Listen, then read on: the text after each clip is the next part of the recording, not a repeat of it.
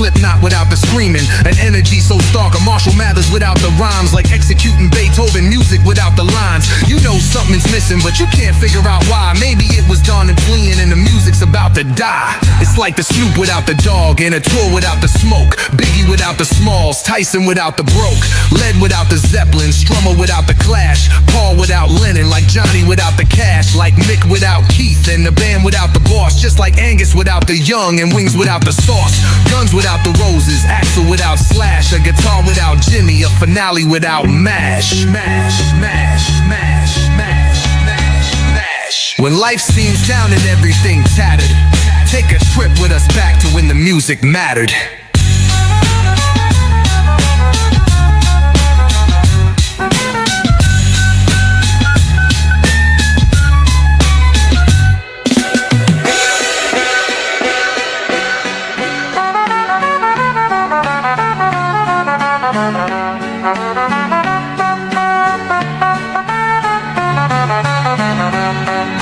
When life seems down and everything tattered, take a trip with us back to when the music mattered. Music matters, music matters, music matters, music matters, music matters, music matters, music matters. What's going on? This is it, man. Welcome back to When the Music Mattered. Chris, What's the word, bud? what's up, buddy? Let's pretend like we didn't have a clusterfuck right before going on air. How about that? That's normal shit. Anybody that does this gets the same problems, bro. I went through 2 patch cords and I had to reroute, but we figured it out and we're here. Welcome back to When the Music Matters, everybody. Really, really appreciate you coming here. Last week, Chris, Bare Naked Ladies was our most popular segment. Is that right? Yeah, man. Over between all of our platforms, over 3,000 views of our short of. As long as they beat Rush, we're good. Rush came out today, so they still have a chance to overcome. However, the only comment we have so far, which is on our TikTok page, dude just says Neil Peart is overrated. So I was looking at him, looking at you, being like, "Fuck you both," you know. It's fine. It's fair. It's fair comment. But we lost somebody special in the music industry last week. And if you are a musician or somebody who appreciates a musician, you will appreciate Rick Derringer. Now, if you're not a musician, you may not realize that you appreciate Rick Derringer. And Chris, I did appreciate Derringer. Unlike what my wife thought, we are not talking about John Derringer, the morning show host on Q107 in Toronto. We're talking about the guitar hero, Rick Derringer. And Rick Derringer, of course, hit it really, really big with his band back in the 60s. And they had a little hit called Hang On Sloopy. Then he came out with Rock and Roll Hoochie Coo. But you'd also hear him on songs like Girls Just Want to Have Fun by Cyndi Lauper and Under My Wheels by Alice Cooper. Played on early Kiss stuff and inspired Kiss and the Kiss sound. Steely Dan was, of course, Weird Al Yankovic's producer for 6 years. On that Eat It song, from the song that really blew up Weird Al, that thrashing guitar solo that everybody thought was Eddie Van Halen was actually Rick Derringer. This dude was a studio musician to the key and could have hit it big after Hang On Sloopy, but didn't want to be a pop star, and the motherfucker just ran in the music circles for all his life. So we thought we'd do a little bit of a, I don't want to call it a deep dive, a shallow dive, a shallow puddle dive on this episode, and just kind of celebrate the life and times of Mr. Rick Derringer. Now, for those of you listening, watching, that are trying to, here's what happened. Okay, so last week, when Mr. Derringer passed away, Ray, we had another plan. We were gonna do something else, and Ray goes, "We got to do Rick Derringer," and I'm like, all of you right now, you're like, I know that name. I know the name, but I can't put my finger on it. Well, we're here to put your finger on it. That's what we're going to do tonight. And then once I started doing a little research and read, Ray does really good research and I do not. I'm like, yeah, I know that guy, man. That's quintessential 70s and his evolution from that what do you want to call it? Bubblegum shit from the 60s all the way to his blues into the 70s and 80s and his influence on artists. That's what we're getting into. So it took me a minute to process the name, but it was like, I know this fucking name, man, but I can't. Because it was like, well, what band was he in? Somebody goes, was he in Street Heart? I'm like, no, he wasn't in Street Heart, man.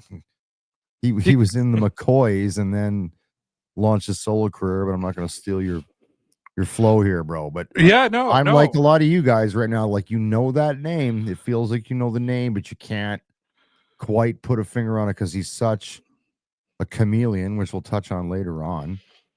That Yeah, he's because in the background a lot, you know. He's not always out front, you know. He's not that guy. no, you see names like Johnny Winter and Yeah. know who they are, but don't realize that it was Rick Derringer that not only played guitar on a lot of his stuff, he wrote a lot of his stuff. And it's crazy. And I found out about Derringer's death by an Instagram on Instagram by a post by Weird Al Yankovic of all people, because I didn't even realize that Derringer was his producer. He produced his first 6 albums and played guitar on his albums. And then I do the research. And I think I talked about this last week. Typically, I will do the research, and there's maybe 1 or 2 points that I didn't know that kind of surprised me. Neil Peart not being the original drummer of Rush, I didn't know. The more I dug on Rick Derringer, and I'm pretty sure that I just scratched the surface, but this is an entertainment podcast. I didn't want to geek out and bore people. Dude, like, the guy is the guy. And what I want to do, Chris, is I picked out like 6 of his most well-known tracks that he was on. And I think it's all songs that have either made a huge impact on an artist that made a huge impact, or is a song that just made a huge impact on society and pop culture at the time. But we're going to start out with his first hit back when he was with the McCoys. And it was Hang On Sloopy. And Hang On Sloopy, Chris, was hit number 1 on Billboard. Yeah, it dumped the Beatles, didn't it? It dumped the Beatles out of the number 1 spot. Yesterday was the number 1 hit at that track. And Derringer it was in 1965. Sorry, guys. It was 1965. He was 17 years old, lead singer and guitar player, and he was with the McCoys, and they're ready to blow up. I mean, the McCoys are touring with, I don't know, a couple of bands you guys may have heard of. A little band called the Rolling Stones. They were on tour with the Rolling Stones. Another little band called the Beach Boys. A couple of bands that had maybe some impact on society. And I'm listening to Hang On Sloopy the other day because I put this playlist together. Most eclectic playlist I've ever had when you go through what I had to listen to get ready. And it's bubblegum pop rock. Have you ever met a chick named Sloopy? Sloopy. Hang On Sloopy. Do you know Sloopy? Tell me you know Sloopy. You're from Alberta. You got to know a Sloopy. I'll bet you there's some chick here named Sloopy. Anybody? Sorry. So believe it or not, I looked at the demographics, and over 50% of our viewers on TikTok alone are from Alberta. So we have a big Alberta contingent. So any Sloopies in Alberta, DM me. I'll give you Chris's address, and you guys can. Yeah, perfect. Shout out to the 780-587 and 403s that are watching the show, looking for people named Sloopy in your local town. There you go. I suggest you start in Barhead or Lethbridge or somewhere around there. I don't know the name. Anyway, we can move on. Last week we talked about a band from Alberta that sold the fuck out. We talked about a band from Toronto that didn't. And you want to talk about a guy who wouldn't sell out. So they're ready to push the McCoys. They're ready for them to be, probably. Yeah, he goes the other direction. Yeah, because they were probably on the route to become the Bay City Rollers, to be real with you. The McCoys were sounds about right. Sure. Getting that push. And he was like, fuck, I don't want to play this bubblegum pop shit. I want to play my slidey, rough, grunge, bluesy, sort of that Southern rock feel. Yeah, but he wanted to pay the bills, correct? Right? So that paid the bills, man. When you're an up and coming back then in the 60s, competing against the Stones, the Beatles, the fucking Monkees, whoever. I'm from the 70s, not the 60s, but I know the bands because my dad played them all the time. And that's what's going to pay your money. You get that one hit, but you are correct. That's not what he wanted to be. He wanted to be what he wanted to be.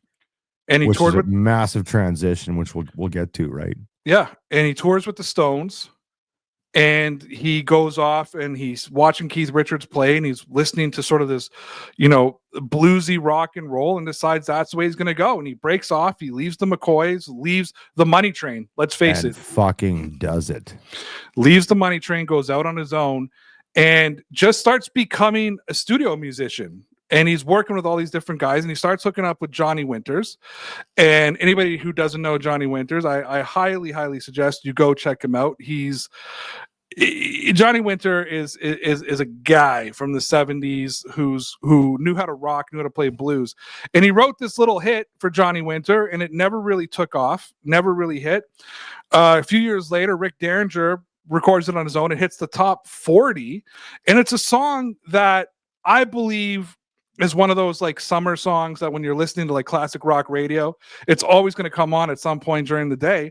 And Rick Derringer wrote Rock and Roll Hoochie Coo. And that's a serious, because my parents, like I grew up I was born in 71 and grew up, in the 70s as a kid before I hit teens in the 80s.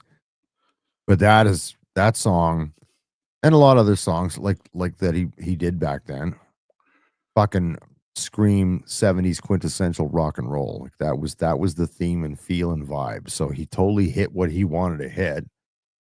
In my opinion, it's you look at that from Hang On Sloopy. Hang on, Sloopy. Sloopy, hang on. Which is all bubblegum 60s shit to Rock and Roll Hoochie Coo, which is a fucking great drinking song if you're having a bush party out here in Berta, man. You can listen. That's going to be in that play set for sure. Well, maybe not with the kids these days, but with my generation, it'll fall in there. And then another classic rock mix because it's definitely classic rock. That's early 70s good rock before late 70s rock got a little bit darker, but it's right there. It's right there.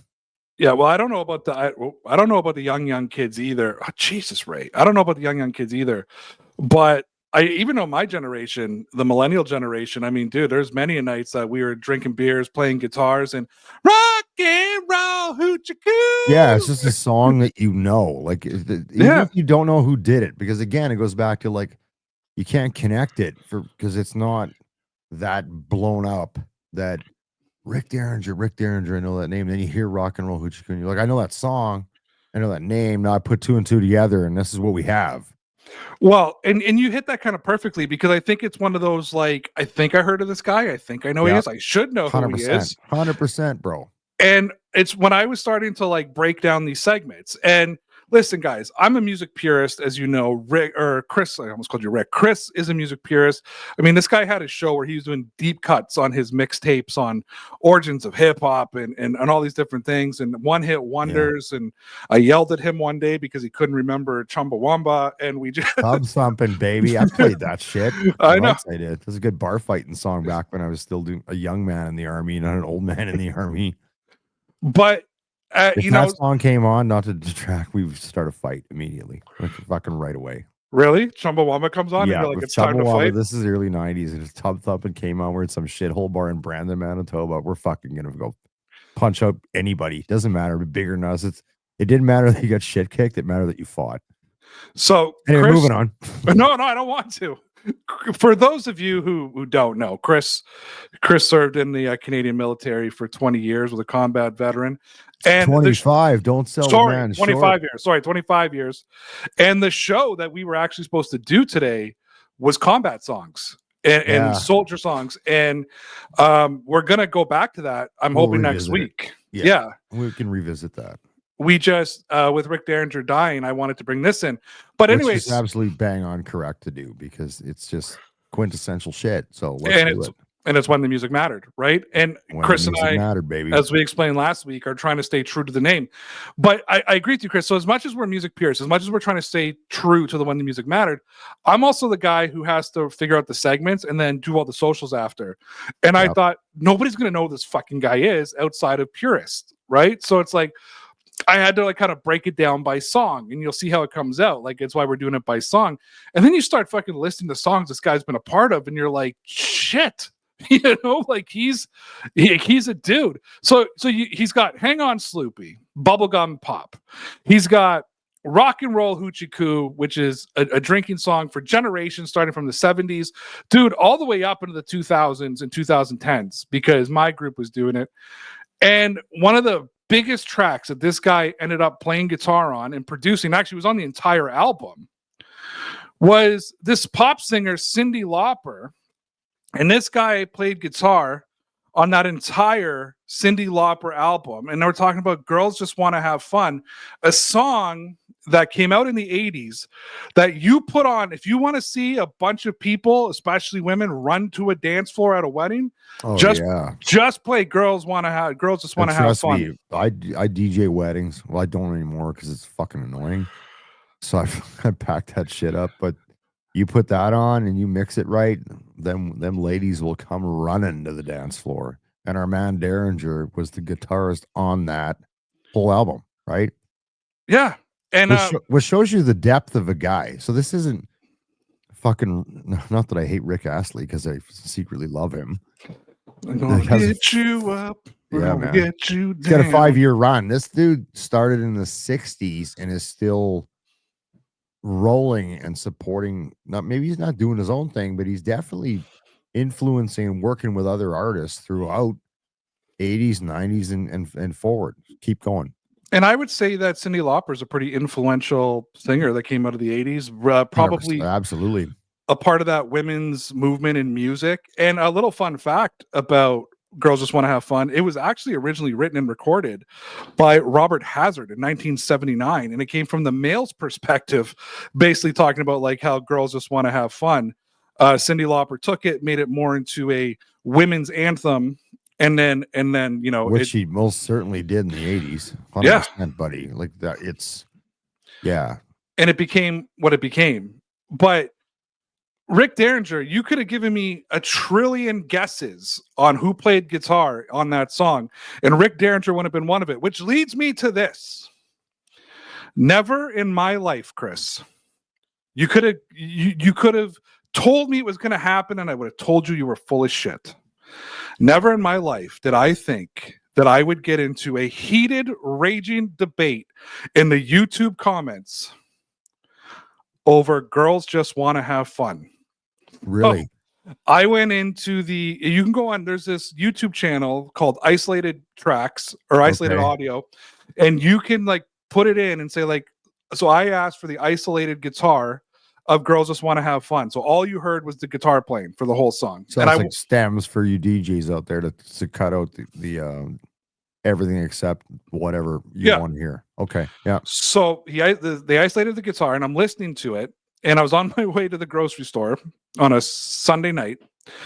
And I'm listening to it and I'm listening to this isolated audio. And I just realized how raunchy the guitar playing is in it for a song that's so, ding, ding. Ding ding, but it's very like it's all synthesizer. The guitar playing is actually just very, if you listen, it's very low tone. Yeah. It sounds like he's playing a drop C, and it's just and this guy who is in the comment section thinks that he's the authority on music and guitar playing, and he's telling everybody that it was another guitar player. And I said no, it was Rick Derringer. Well, you can read the credits, can't you? Yeah. Well, then album jacket or whatever you read these days. But then I start questioning myself, right? I'm like, shit, did I get it wrong? Sure, yeah. So I started looking fact check yourself. We always do. We try to. I start fact checking on my research. No, like just confirmation after confirmation after confirmation. It's Rick Derringer, right? So I'm like, no, dude, it's Rick Derringer. Like blah blah blah. He dropped the track in 79. Like I'm going through the whole thing or 80, whatever. And he's like, no, you're wrong. I saw an interview in Rolling Stone magazine. And he said, I was like, well, Rolling Stone magazine is wrong because Rick, dude, like 40 comments back and forth. It turned into like, fuck you. You don't know fuck all about music. He's like, fuck you. You're stupid. You're fat. You're this. We got heated.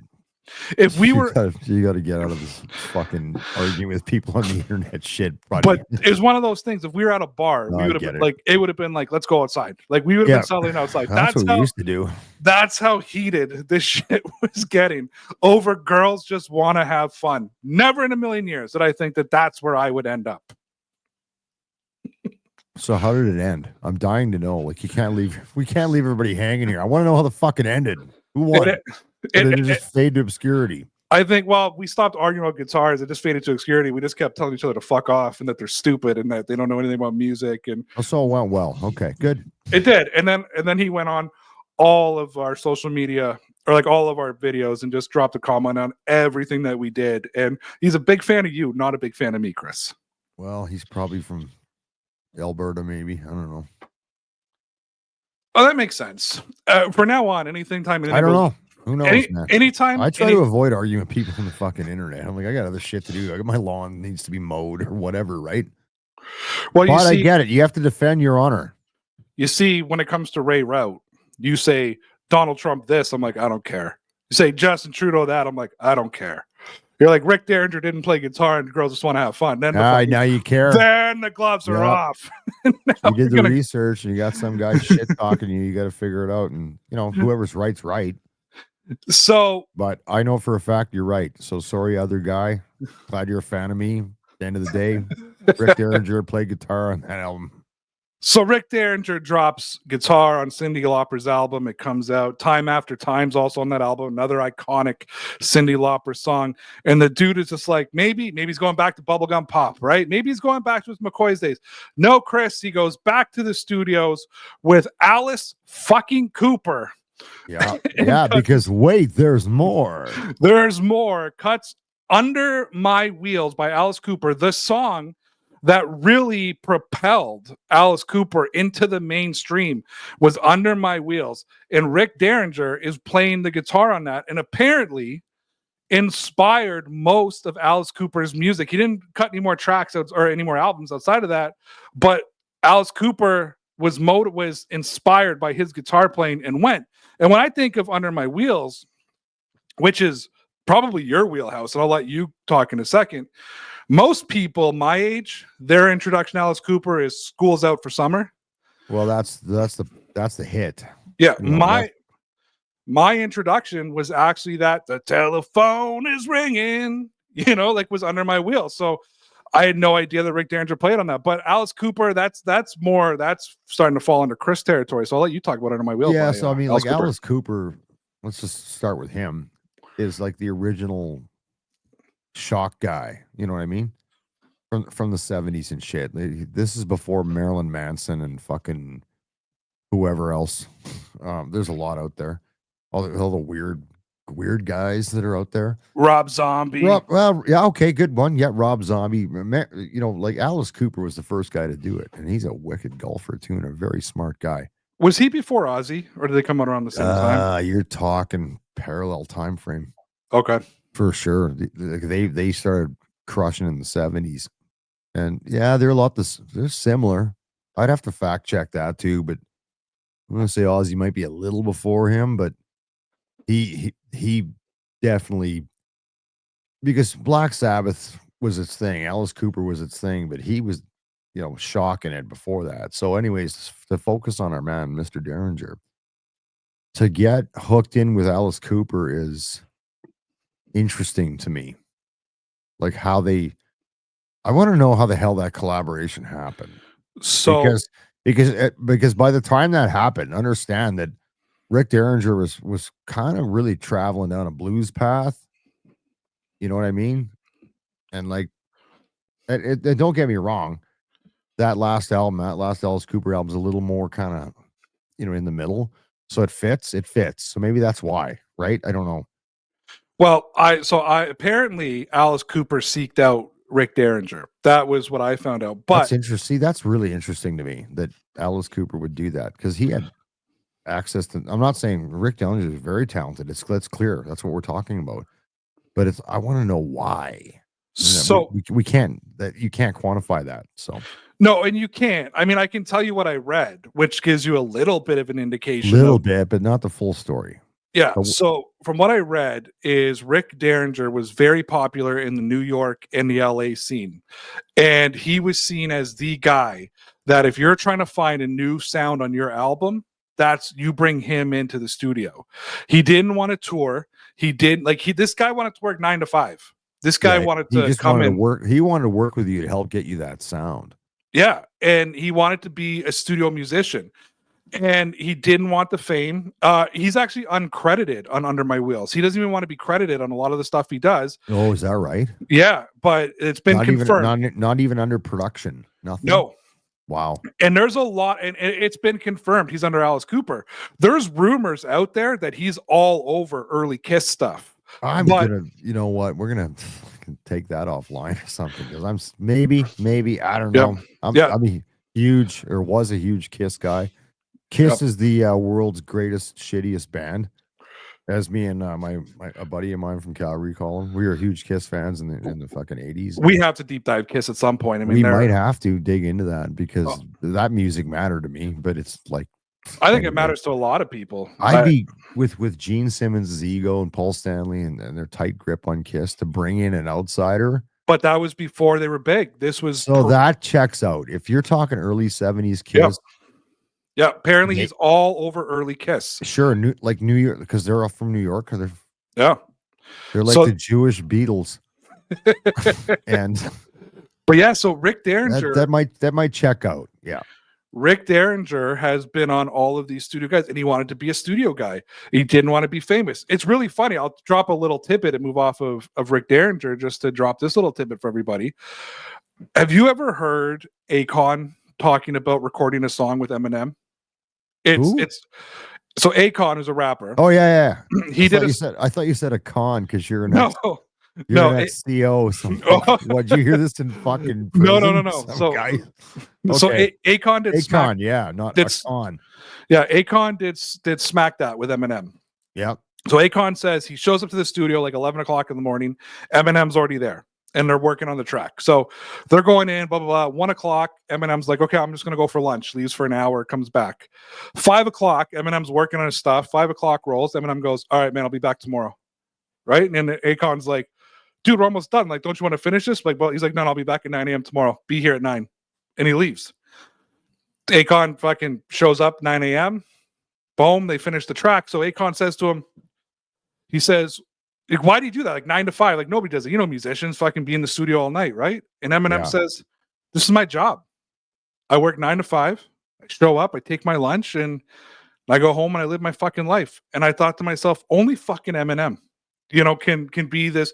But Eminem doesn't tour, right? Eminem doesn't tour. He wants to be a studio guy. He wants to be a Rick Derringer. See? Brought it back together, full circle. See, we don't just fuck off on tangents and not come back.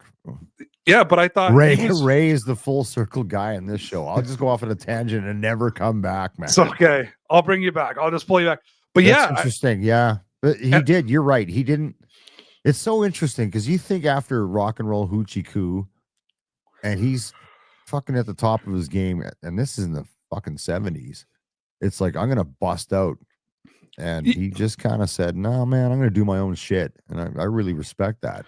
Yeah, he just enjoyed doing other people's stuff. And if you think about it, like, he hits it with the McCoys, says, fuck it, I don't want to do this. Yeah, that was a little bit, hits it with Rock and Roll Hoochie Coo, which is way more his style. And he's like, no, it's good enough. Like, I don't, I'm okay. I have a really... Oh, should I say this now or save it for the end? No, I'll say it now because I'll never get back to it because it's not in my notes. Okay. So I have a little bit of inside baseball for everybody here. We talked about this last week. It's not a secret. Chris and I used to work for an organization called Crier Media. Yep. The YouTube channel that Crier Media used to put its stuff on, over 20,000 subscribers, was actually my YouTube channel, was my original Dear Pats Nation YouTube channel that I gave to Crier Media. And I proudly am the person who got that channel completely fried with the final violation. And do you know how I got the channel fried, Chris?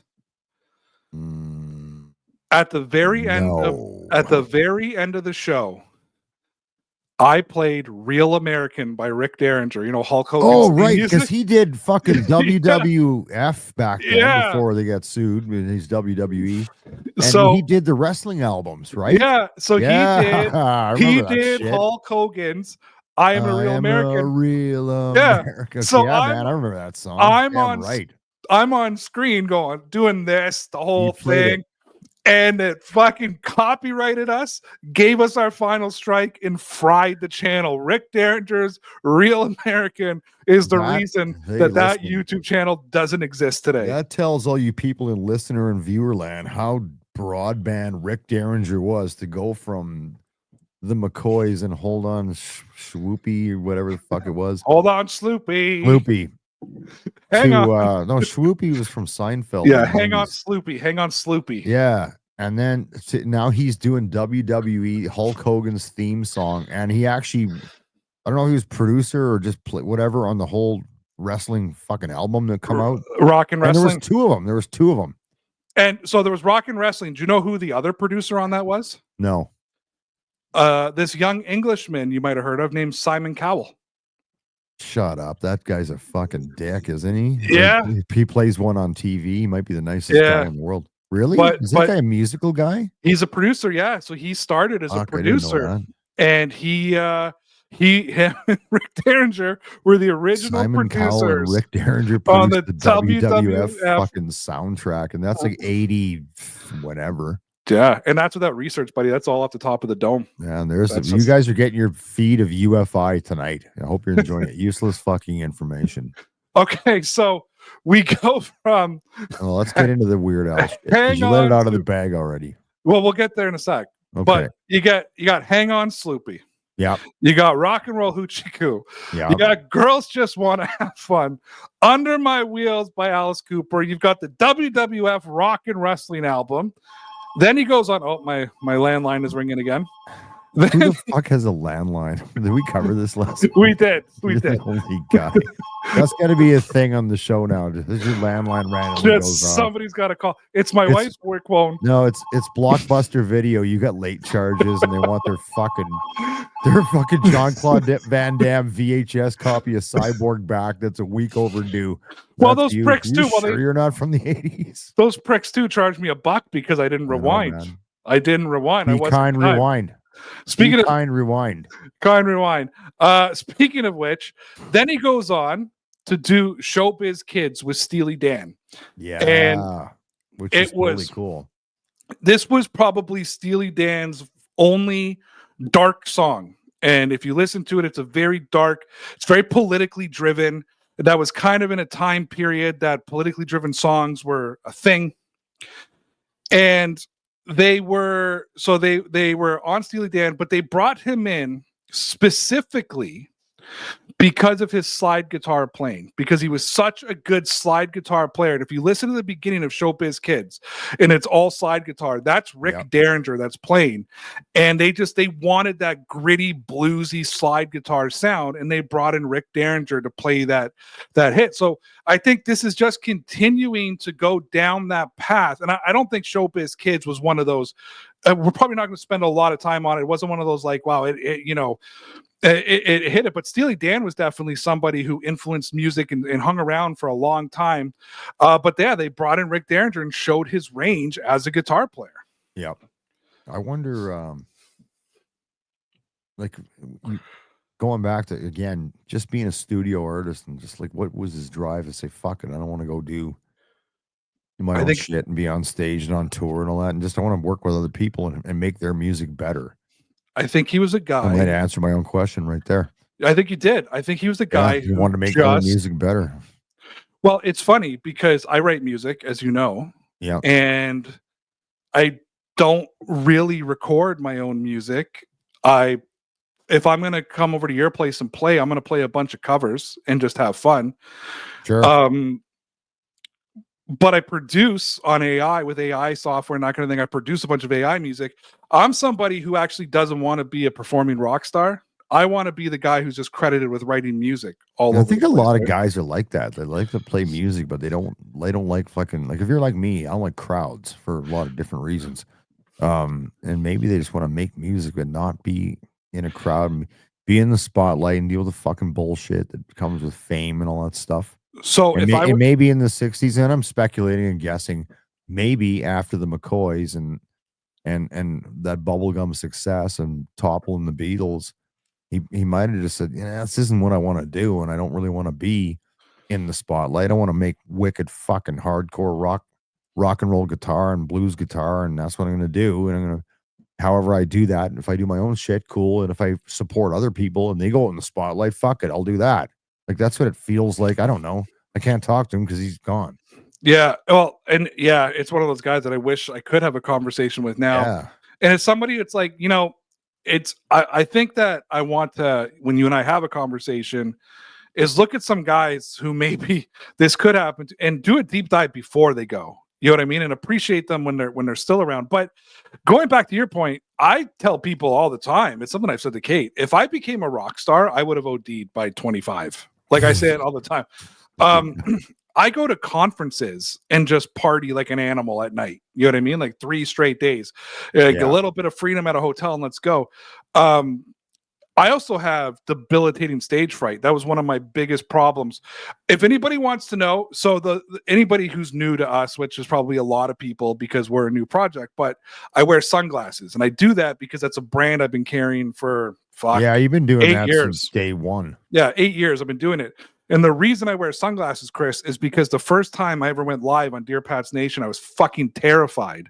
That's and fair. I didn't hide behind something. Yeah. And I hid behind the sunglasses, and the sunglasses kind of then became a shtick of mine. Now, I've been doing this so long, I'm very comfortable behind a mic and I can get behind things, but I have debilitating stage fright. I hate being on stage. Dude, I used to play in my band, and if I was doing a song singing that I didn't have to play the guitar and I would hold the guitar because otherwise I'd be standing there with my hands in my pockets, not moving, just singing the guitar in front of the mic. And I couldn't do it. So what would I do? I would drink, smoke some joints, get all loosed up and then play. And I think for a guy like Derringer, maybe he's looking at it going like, dude, I just want to play music. I don't have that. I could walk in front of 20,000 people and tell them fucking blah, blah, blah right now. Like not a problem. Because that doesn't surprise me. I trained a lot of guys in my old job, and you'd have like groups of hundreds and hundreds of people. So whether it's hundreds of people or thousands, it's irrelevant. It's just bam. But I get that. Well, I understand that some people are not comfortable, and maybe he just decided and I'm not saying he was not comfortable.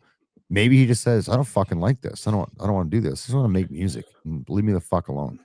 Dude, at my wedding. Maybe it's like that. Bro, at my wedding, I stood up in front of all of you people. I knew I was there. I knew every single one of you. There's only like 20 people there. You and your date were probably the biggest strangers there. You know what I mean? Like, I think so. There's the rest of these people you grew up with them. And I'm waiting for Kate, who I've been with for 20 years, to walk down the aisle. So I'm not worried about her saying no or anything. And I'm standing at the front having a fucking panic attack. Great. But when I got my back to you guys, that's how nervous I get in those kind of situations, right? Put me here. Dude, we could have 50,000 people. When I was on Dear Pat's Nation in our heyday, we would have days we have 30,000 people consecutive live, and I had no problem. I talked to everybody. They'd be talking shit. I'd be laughing.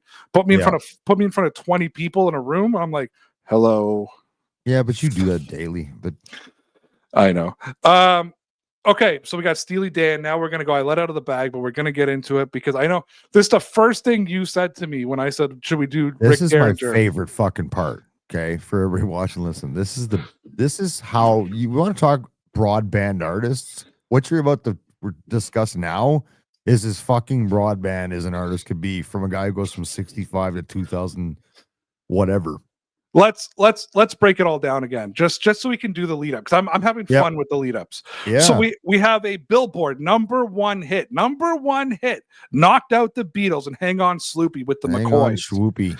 Puts on number for shout out Alberta, puts on number 40 on the Billboard charts, Rock and Roll Hoochie Coo, lays down the tracks on a Cyndi Lauper album, Girls Just Want to Have Fun, time after time, songs that all hit the charts, became iconic anthems for generations, plays with Alice Cooper, who becomes, an iconic figure in the music world, Under My Wheels, the song that really jumped him up. Plays with a band like Steely Dan on their only dark political song, playing slide guitar. He is doing everything. Johnny Winters, he is playing rock and wrestling, playing Hulk Hogan's theme song. I mean, the royalties he must have made on that song alone, the amount of times that it got played.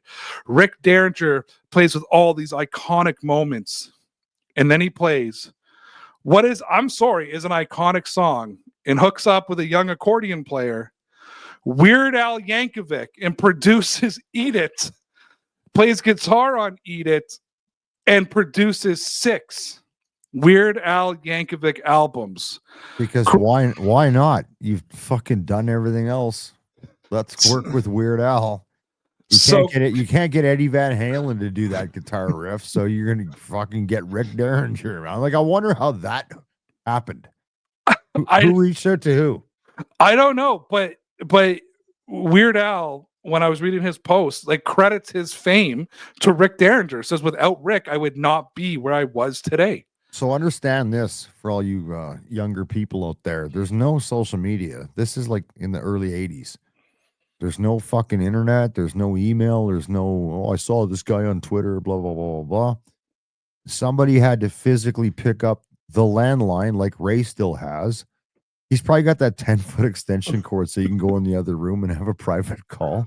Absolutely. And fucking phone somebody and say, hey, man, I want you to work on my album, or vice versa. Rick calls Weird Al, I can't remember what his real name is, and says, hey, man, I want to work with you. Like, I feel like Weird Al reached out to him or whatever. It's just, that's such a fucking bizarre, or they were at some party doing blow or whatever they were doing back then. And somebody said, hey, man, this guy's going to make a parody album. You should get in on this. And he was like, fuck yeah, I've done everything else. Why wouldn't I? So just so you know, Eat It hit number 12 on the Billboard Hot 100. Which is crazy. You got a parody guy. And Weird Al's awesome. I haven't seen that bio about him yet, that movie bio. I want to watch that. Yeah. I want to see if Derringer gets a shout out in that. He's got to. I mean, he's absolutely got to. Apparently, Michael Jackson absolutely totally supported it. Loved it. Like, he loved the song. He thought it was so hilarious, had no issues with him going, because he's had some issues with bands in the past. Eminem actually being one of them, Nirvana being one of them, like didn't like covering the shit, yeah, and just thought they're making too much of a joke about it. But yeah, number 12. He's only had 2 songs in the top 40. What was the other one? His 2006 release of White and Nerdy. Oh, I don't even. My Weird Al days were definitely the 80s. I didn't know he was still making shit. He was. Good for him. It was funny, man.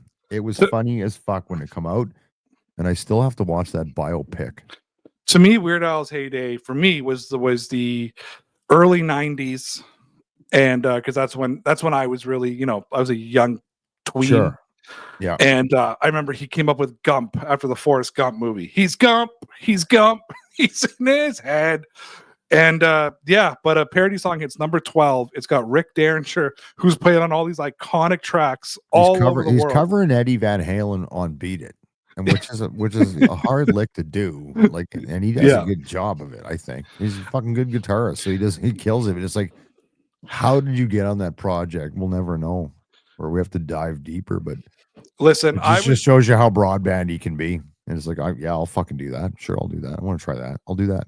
I'm very prepared for this being our lowest viewed show ever, because I think there's going to be a lot of people who aren't going to be interested in Rick Derringer. But for those of you who did watch it, all I can say is go listen to these songs. If you can find the isolated tracks of his guitars, and if you want to have a little bit of fun, just go look up all the songs that he's been credited playing on, because the list of his non-credited stuff is even longer. But he has played with some of the biggest acts in the world. And Chris, I appreciate you kind of humoring me on this, but I just felt like we couldn't have a show like When the Music Matters if we don't honor just a musical icon who is a musical behind the scenes icon, we should call it, and not that main light, but has been a part of so many important moments in music history. Absolutely. If you don't, it doesn't have to be the most awesome guy that influenced you in your life. If you look at what Rick Derringer's because like I started the show going, I know the name, I know that song. Now I'm connecting the dots.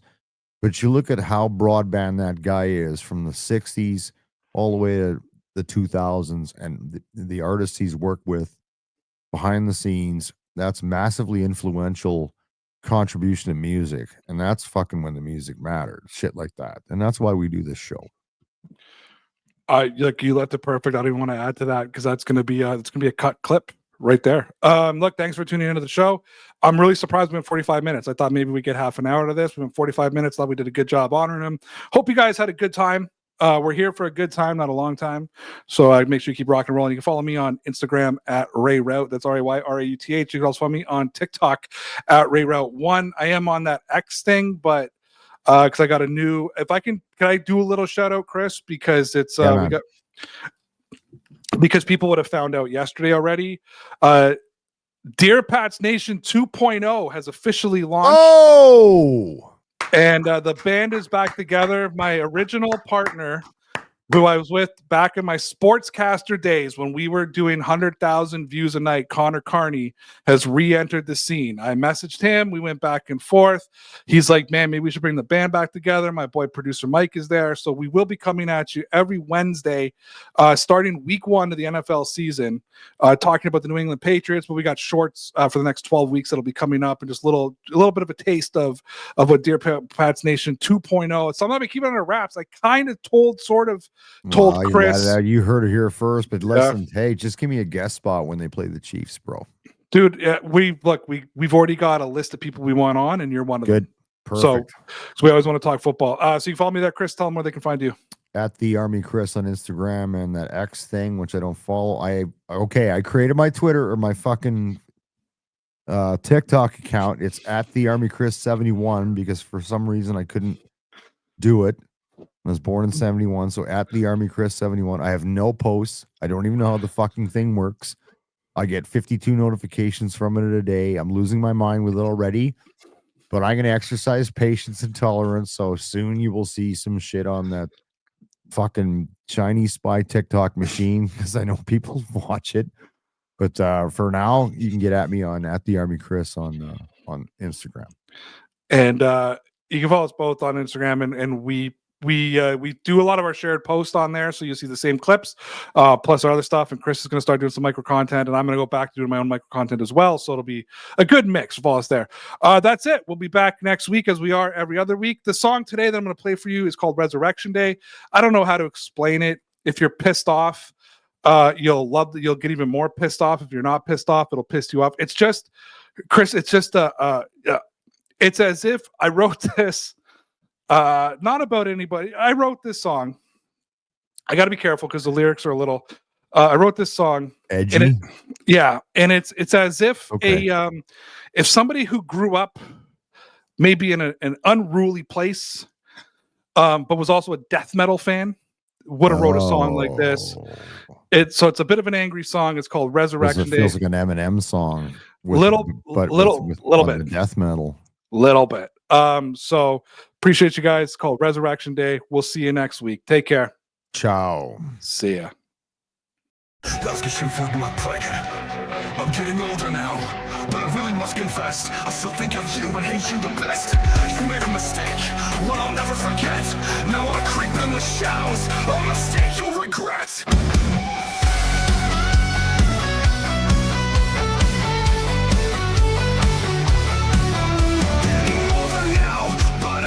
Must confess, I still think of you and hate you the best. You made a mistake, one I'll never forget. Now I creep in the shadows, a mistake you'll regret. You have no excuse, it was your personal desire. Now you force me to act, I'm a murder for hire. So you better be nimble, better keep your doors locked, because I'm standing outside with my clock. It's already cocked. You think you're untouchable in action, never spoken, but I heard the tale and you're a body of broken. I'm here, you see, your life is over now.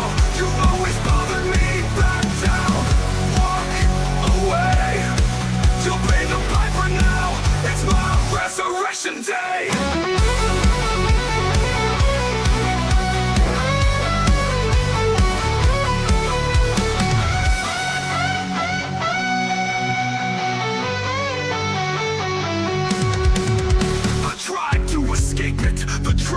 my past, but you reignited me. Rage returned fast, back to those days when I focused on survival. Hunting guys like you, earth cleansed the vial. Back to the evening when they all went to bed. You made a bad choice, my rage turned into red. Was it worth a few minutes of your selfish little act? Now you'll end up dead, my life is intact.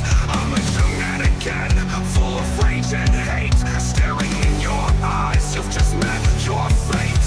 You think you're untouchable and that you're never spoken, but I heard the tale and you're a body of broken. I'm here, you see, your life is over now. You always bothered me, back down, walk away. You'll pay the piper now, it's my resurrection day.